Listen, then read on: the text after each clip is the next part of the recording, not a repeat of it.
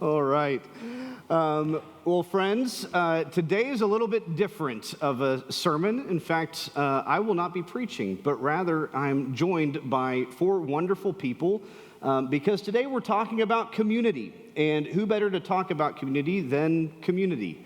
We have been in a series for the last 5 weeks now called Our Shared Journey.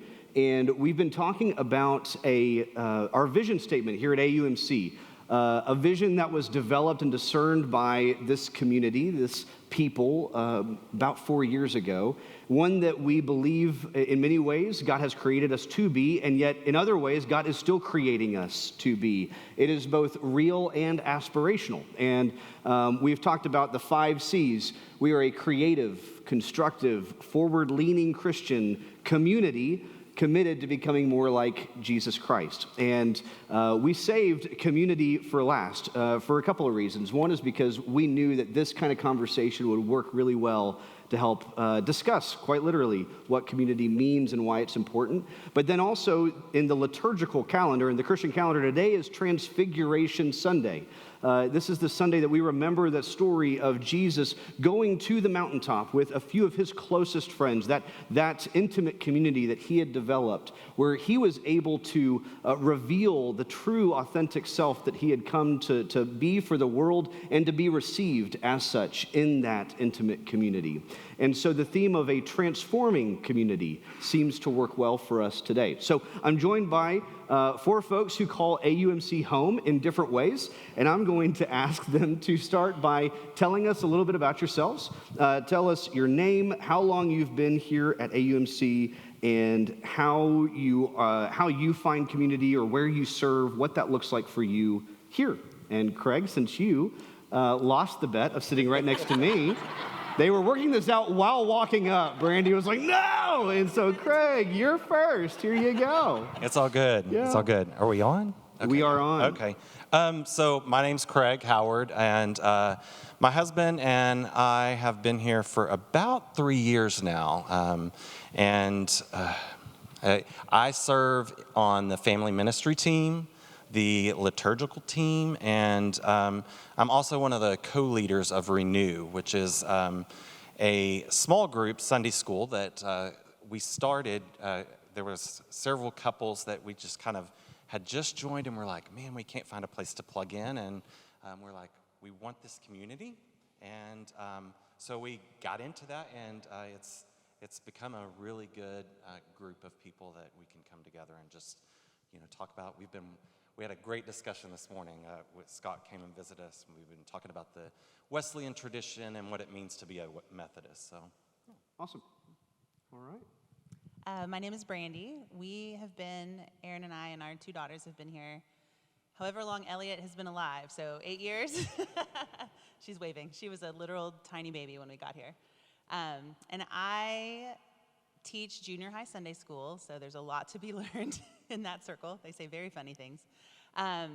We work in the Room 2, Class 2, which was kind of a similar idea just a few years earlier of the same. A lot of people who maybe grew up in a more conservative or a background that they're trying to come out of and need a place to discuss kind of what that can look like. And so that's a big part of my life here at Arapahoe, and then the Young Families group Beth and I run together, kind of just making space for younger families or families with young kids to connect to each other and spend time together and have babysitting where you can talk without little people running around. It's delightful. Oh, you have one. Look at you. I brought my own. Hi, everybody. Bruce Hendry, and walking up here, I used to run from shots when I was little. My mom would have to run me down, and I almost bolted, but so I know a lot of you. I've been coming here. These questions, had us thinking a lot this weekend, at least I'm sure all of us up here. But 20 years ago, after I married a Texas girl, and we got married in a historic Methodist church, so I had to get interviewed by the pastor, which is Kathleen Basketball, and I was like, whatever she is, I can get my head around that, and that eventually led to us here. So, and my girls, Josie and Callie-Ann, who are 10 and 12 now, were baptized up here and grew up in the day school. So that's me. Hi, everyone. I'm Leo Sharp. I've been here 7 years, although it seems like a lot longer. I am currently one of the newest members on the leadership board. I participate in Journey Toward Racial Justice. I'm on the SAFE team, Seeker Sunday School, United Methodist Men, Austin Street, Hamilton Park Food Ministries, and Network for Community Ministries. That's it? That's enough. Leo, come on. Also, Leo, I like your style. I feel a little overdressed currently, so I think I'm going to join you actually, because it is Super Bowl Sunday, and even though we can't win a playoff game, oh, Leo, look at us. My brother, yes. Matching socks and our everything. theme is there's always next year. There's always next year. God's grace flows abundantly, but the winds do not.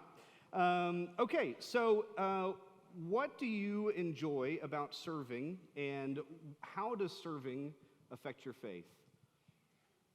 Oh, I'll jump in because Pastor Kathy was signaling at me. I forgot the last part of the question, so service-wise, I'll tail into that. You're good. But, yeah, over the years, I've kind of gone up and down in service, but communications was a big one around here years ago. When the church still had a newspaper and missions, that type of thing.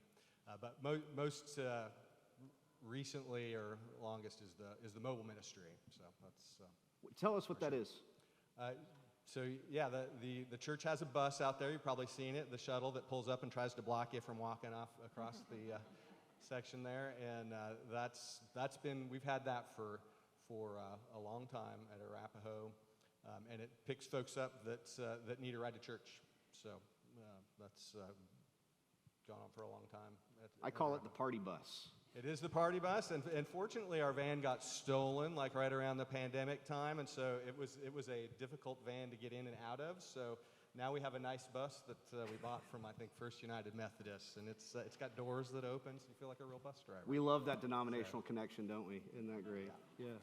Yeah. So service, to answer that question, if I'm not butchering that as well, I've been a part of 2 communities long term in my life, and the first one, like I really learned about the service, how important that is, not to like transform what you're trying to transform, but it's also transformative upon yourself, and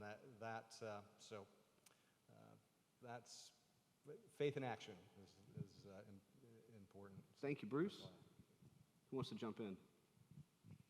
Leo's got it. So I grew up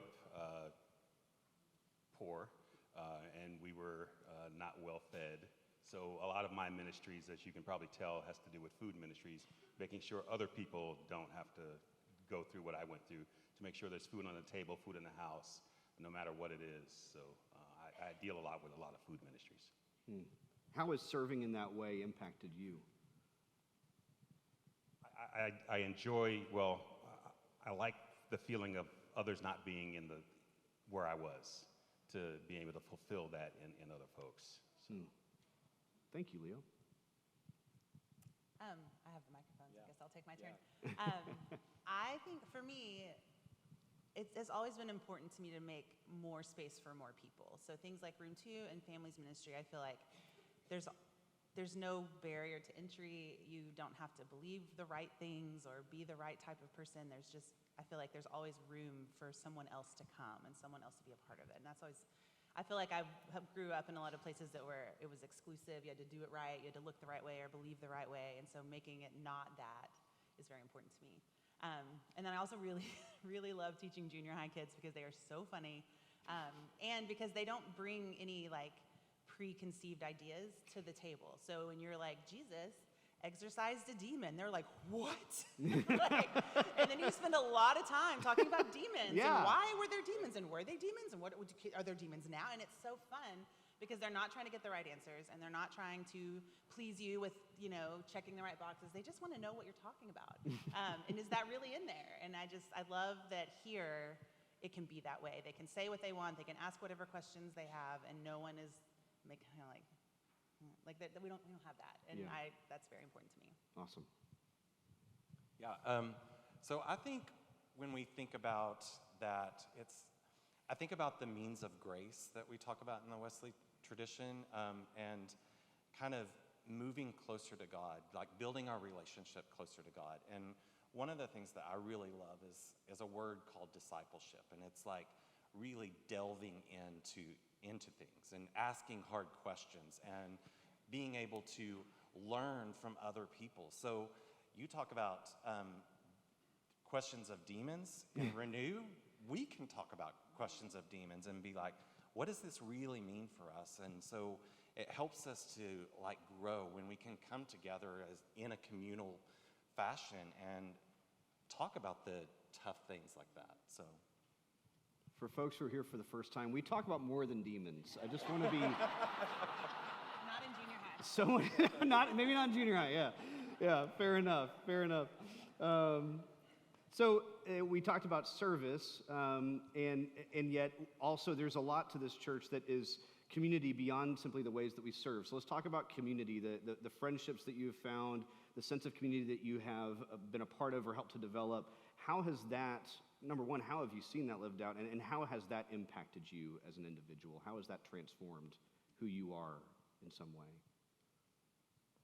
Who wants to go first? I'll go. There we go, Craig. You've jump got a in. mic in your hand. Go ahead. Yeah, so I think finding a church home and finding a church community is really tough for all of us. But for being a member of the LGBTQ plus community, it's extremely hard to find somewhere where you can come in and actually be a part of the community and be accepted for that. So community's certainly important. Like finding the community here was a big deal for us and our family because not only do we feel accepted and feel like a place that we can not only come and be in worship, but actually serve as well is really big deal. And I think in addition to that, what we love about Arapahoe is it's actually close to home. And you know, we have a almost 8-year-old, and the fact that he can come and have community as well is a really big deal because we haven't had a whole lot of that. It's funny because he has kids that worship here that also go to school with him, and that's a really big deal. Like one day I went up to go have lunch with my son at school, and guess who was there having lunch with their daughter? Someone from this church. And so it was really good to have like that connection. So there's a community that extends here, but also extends outside of the church walls as well. Thank you, Craig. So for me, I have a very similar experience. I think I could maybe confidently say that before we came to Arapahoe, we were on the verge of just being done with church in general. Like, do we need this? Maybe not. And thank God we came here because it has really been transformational. Just the relationships that we have, the friendships that we have. First of all, and just like anything, the longer you're there, the more life you live together, the more things you see people through. My apologies to Room 2 people who hear me say this every week, but the real thing for me that has kept me in it is the move from feeling like it's individual to it being communal. And the faith that I grew up in was very singular, it was you get it right, you're very personal, and the move to it being about us and what we can do and taking care of us and each other and everyone else, that's the only reason I'm still here. And so community, just my personal community, but also the collective community is just, it's everything. I mean, I don't know what any of this is if we don't have that. Wow. Yeah, I came here from a mega church, and I think I knew maybe 5 people, and the sanctuary held, 5,000 people, and I think I only knew 5 people. And I sat in the same place every Sunday, and I knew maybe 3 or 4 people around me. So coming here, I know, 30 times that amount of people, and it's more of a community here than in a place that professes, we're all about community, where you only know 5 people. So I think here is a better example of getting to know folks and getting folks to know you. What kind of impact does that have when it's more than just the 3 or 4 people around you, but as you said, 30 times that? Like, what effect does that have on you as a person? So I've been going through health issues, and everybody's been talking to me that knows my problem, and everybody, it's just so I feel the warmth when people talk to me. And they know my problem, not just, hey, how you doing or whatever. They actually know about me and know what I'm going through. So it's a big thing for me. Yeah. Thank you, Leo. Bruce? Yeah, really good stuff. And I think, connection is, for me, where God works, and that has connection with other people on an honest and sincere plane, and trying to work, on something. The group is always more powerful than the individual. And that's what I found here, which I didn't think I'd find in a religion. I was baptized Pentecostal, and that scared the heck out of me after I got out of my teenage years. No offense to any current or ex-Pentecostals. It was the Evergreen Christian Center in Olympia, Washington. It wasn't anything. Just name dropping. All right. Sorry. I don't know if they're still around. That was Putting you on blast, long Evergreen. time There we ago. go. But yeah, it's the connection is in community, and that's, in the 20 years that I've been here, off and on, mostly on, but a lot of off too. There's just beautiful people here, and we're all working towards the same thing, and that's it for me. Thank you. Bruce, thank you. So I want to talk about the community itself, because I appreciate each of you sharing how it's affected you. But seeing our vision statement as a trajectory and as a journey, seeing the community as being collectively on a journey, right?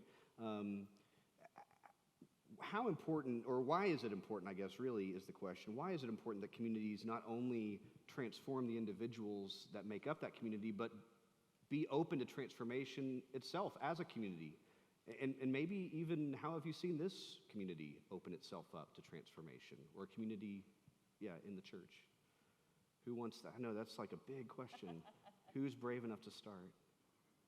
You've been here the longest. Bruce? Leo says Bruce has been here the longest, okay. so he gets to kick us off. I just hope I don't skew. Why is it important that churches, let's start there. Why is it important that churches, that communities be open to transformation? Yeah, so hope I don't skew the rest of the answers, but I don't know if I can answer it that pinpoint, but I'll give you an answer to the Give me the answer you've got. the question. That's the right one. Yep. I think the notion of being transformative, like I'm going to go transform some target, that comes with some condescension, right? Like that something needs to be transformed, Right. and taking that from like the individual to the power.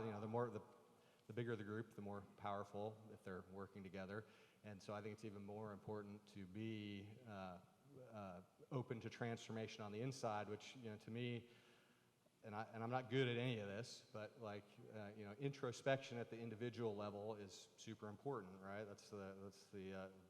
I've grown up a lot in the last 6 years, which and that introspection at a community level is vitally important, and that's why I think we should be open to it, because it takes regular community level introspection to be open to criticism and open to feedback from within, I think that if that isn't happening, that the community can go off on the wrong direction. Thank you, Bruce. So I think it's important that the church is transforming, because our outside community, our neighborhoods, our country, our nation is not stagnant. It's constantly changing. So we need to be able to transform or to catch up or keep in pace with the transformation that's happening outside of our church walls. Mm-hmm. We can't be stagnant. We can't do what we've always done. We'll just be in the same place. We need to expand our horizon. What's one way you see this church being open to that kind of transformation? Well, I think we talked the acceptance of all people, our open doors, we accept everyone. We're just not a white Anglo-Saxon community here. Look around. There's more than just one type of person here. Thank you. I think I don't know what the point would be if you're not transforming. It feels like just doing what you've always done. Why? I don't understand the point of that. But beyond that, I feel like I think we're supposed to be people who trust the Holy Spirit, who think there are new places to go and new ways to be. And part of, I think, the transformation of a group is listening to people who are drawn, like, why do people come here? What are we doing that's drawing them? And also, what do they bring to the table? You know, if we're not transforming or we're not listening, we're not, communal introspection, I think, is a great phrase, because everybody who's here has something to offer. But if we're only limiting ourselves to who we already know or what we already know, then what are we missing? Because we're not making space for other people's thoughts and views. And what do they bring from the community they come from, their experiences? So I think there's a real loss if you're not open to communal transformation. Yeah.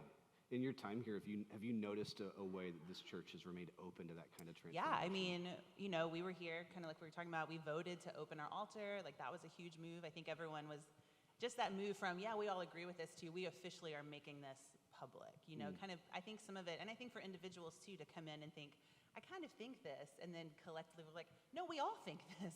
Okay, let's do this, and so the group lets you do that. Or on your own, you might just stay put or have your own thoughts and think, am I right? Is this okay? I don't know.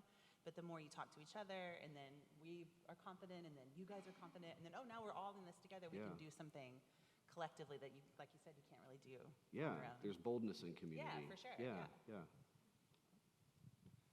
I'll reiterate as they've all said, really, the diversity that we have here is something that makes our community thrive, I think. We have an all sameness of seeking something, right? Seeking God's grace in some way.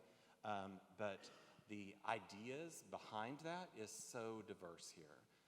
And I think that feeds into our community because it helps us to grow. And I'll mention Renew again. Like, when that group started, it was, 4 couples, I believe, and we were all all new. We had a lot of sameness. And as the years have gone by, that group has diversified drastically. And we get new ideas from the people that come in, and it's real. The discussions that we have in there can be deep at times, and sometimes they can, be surface level, okay. But the fact that we can be in that space and have community that we can say this is a safe space, we can share, we can say the things, the hard things, and question the hard things. But what's great about it is the community, when we started that group, was that we didn't just want to come in and do Bible study. We wanted to have a relationship. And we meet once a month outside of the church, just come together, we have dinner, do things.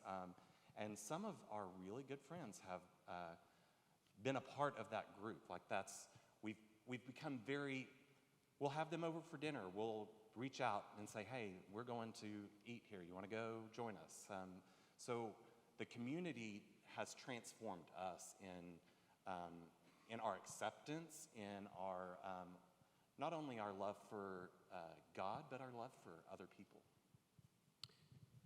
I want to say thank you to each of you for being with me today, and I would hope that we can all share in that gratitude. Let's say thank you to our panelists for participating.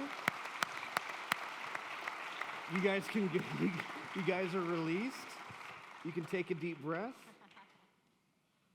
And I just want to close by offering this. So, as I said, community is something that we believe is real, and hopefully you've heard a piece of that even during this panel discussion. And maybe it prompted in you an awareness of the way you appreciate community, or if you're newer here, or have yet to find that kind of community, perhaps it prompts you to consider the ways in which that community could exist for you here, and I hope that it does. But I hope that we also can see that as we talked about the community being open to transformation, that the story is not over. Transfiguration Sunday is a mountaintop moment in the life of Jesus' ministry, but it's not the end of it. It's a moment where that vision becomes more clear and his intimate community gets a better understanding as to what is to come. And so I hope that all of us can share in that sense of wonder about how God is continuing to not just foster the community that already exists at AUMC, but to cultivate something that does not even yet exist. And that's part of the richness that we get to catch up to. I loved Leo's language of catching up to the transformation already happening. We get to catch up to the work that we believe and trust that God is doing through this place and through these people. And so, once again, I want to thank the panelists for their participation, and I want to thank you for being the kind of church that doesn't just cast a vision statement that feels like something that's already been done, but cast something that sounds different and wild and weird, a creative, constructive, forward-leaning Christian community committed to becoming more like Jesus. That's a vision that we won't arrive to, and that's the good news, right? That's something that we can always pursue in new and deeper ways. And so I hope that this time of reflecting and centering ourselves on our vision has been helpful for you as it has been for me. And mostly, I hope that you'll continue to pray for this community and wonder how the Holy Spirit may be sparking something new within you or within the communities that you participate in here. And so with that,